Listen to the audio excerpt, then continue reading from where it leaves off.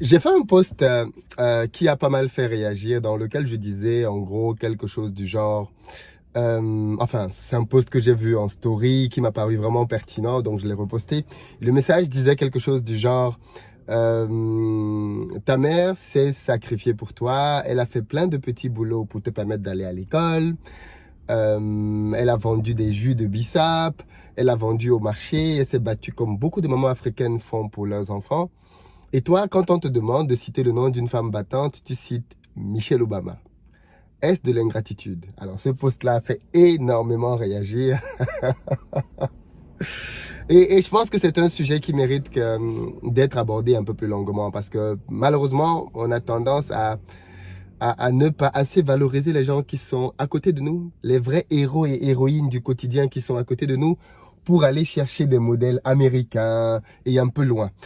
Et j'aimerais bien, au travers de cette petite vidéo, j'espère, nous permettre de nous souvenir finalement que nous avons autour de nous de véritables héros et héroïnes. Ce n'est pas parce qu'ils ne passent pas à la télévision qu'ils ne méritent pas toute notre admiration.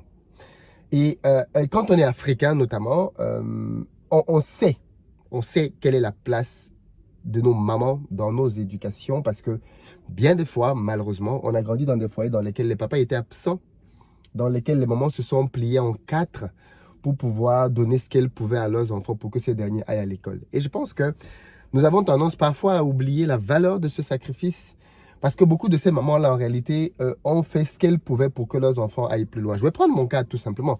Moi, ma mère n'est pas allée loin dans les études, mais elle s'est assurée que tous ses enfants aillent très loin dans leurs études. Pour vous donner un topo, je suis du côté maternel le premier ingénieur de toute ma famille. Hein. Il n'y a pas eu avant moi un ingénieur. Personne n'a jamais été ingénieur avant moi du côté de ma famille maternelle. Et ma mère n'est pas allée très loin dans les études. Et pourtant, elle était consciente que les études pouvaient donner un tremplin de réussite, d'opportunité à ses enfants plus tard dans la vie. Donc, elle a vraiment fait de la réussite dans les études quelque chose qui était vraiment, vraiment important pour elle. Et aujourd'hui, tous les enfants de ma mère, tous sont bac plus beaucoup, quoi. Et elle a réussi quelque part. Et pour moi, quand je parle souvent de ma mère, je considère vraiment, et je dis pas ça pour faire genre, hein, je considère vraiment ma mère comme une héroïne qui m'a énormément inspiré. Parce que quand je revois son histoire, d'où elle est partie, ma grand-mère, d'où elle vient aussi, d'ailleurs je raconte un peu ça dans mon livre, pour que les gens comprennent bien finalement que quand on arrive à quelqu'un, en réalité, il y a une histoire derrière. Et elle vient de très loin. Ma grand-mère, par exemple, est quelqu'un qui ne savait pas lire et écrire. Ma grand-mère a appris à lire et a appris à écrire le bassa. Le bassa, c'est une langue au Cameroun. Mais c'est ma grand-mère qui m'a appris à lire le français. C'est-à-dire que, parce que les consonnes, les voyelles étaient à peu près les mêmes, sauf les accents, elle s'est débrouillée pour apprendre quelques bribes de français. Et elle nous a tous appris à lire à la maison.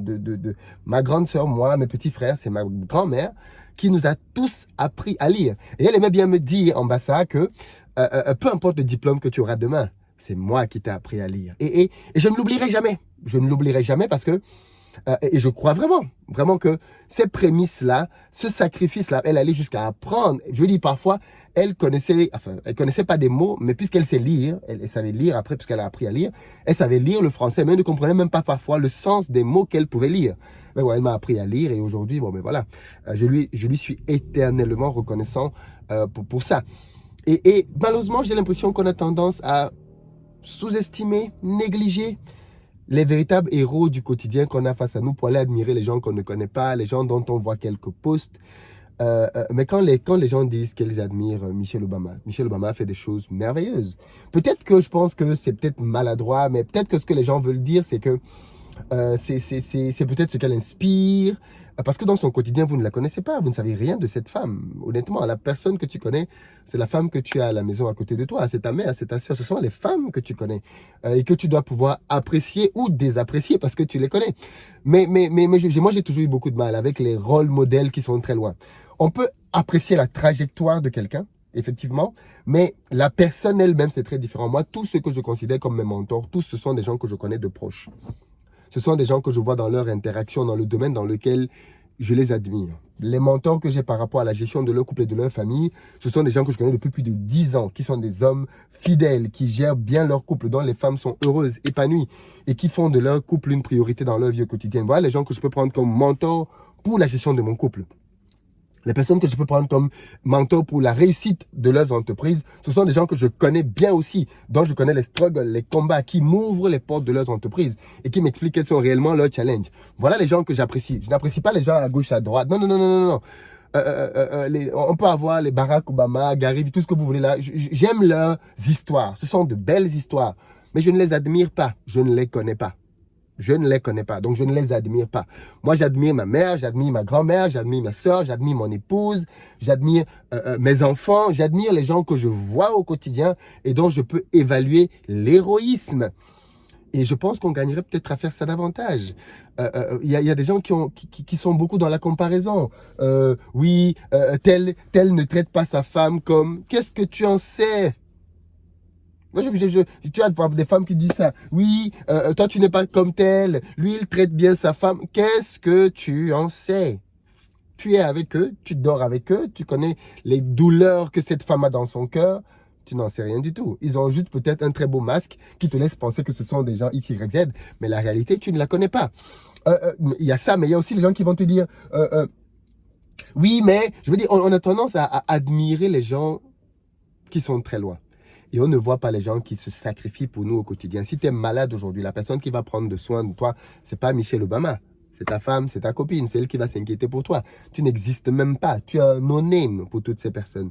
Mais qu'est-ce que tu fais pour la personne qui se sacrifie pour toi, pour la personne qui te fait à manger tous les jours, pour la personne qui garde tes enfants? Là, je m'adresse aux hommes. Pour la personne qui est patiente avec toi dans tes défauts. Pour la personne qui, toi, quand on te demande une femme battante, tu dis Michelle Obama. Et ta femme alors? Celle qui est avec toi de tous les combats, celle qui supporte tes dégamages, celle qui supporte tes mauvaises odeurs, ta mauvaise haleine. Qu'est-ce que tu fais de celle-là? Vous comprenez bien ce que je veux dire, hein? J'ai rien contre Michel ou Barack ou toutes ces personnes que l'on peut admirer de loin, parce que quelque part, comme je l'ai dit, leurs histoires peuvent être inspirantes. Mais qu'est-ce qu'on fait des gens qui sont proches de nous? Qu'est-ce qu'on fait de ces personnes? Moi, je pense qu'on devrait davantage valoriser les vrais héros du quotidien. On n'a pas besoin de s'appeler X, Y, Z pour être un héros.